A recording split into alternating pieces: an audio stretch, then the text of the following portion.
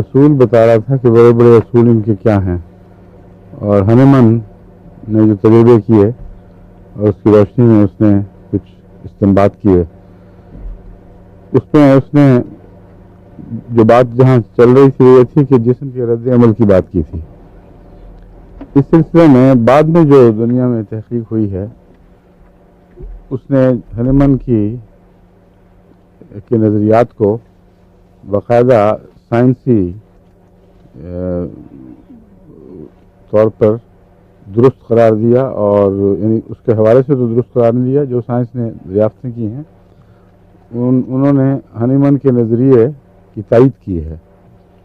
اور امیونالوجی پر جو تحقیق ہوئی ہے، یعنی جسم کے اندرونی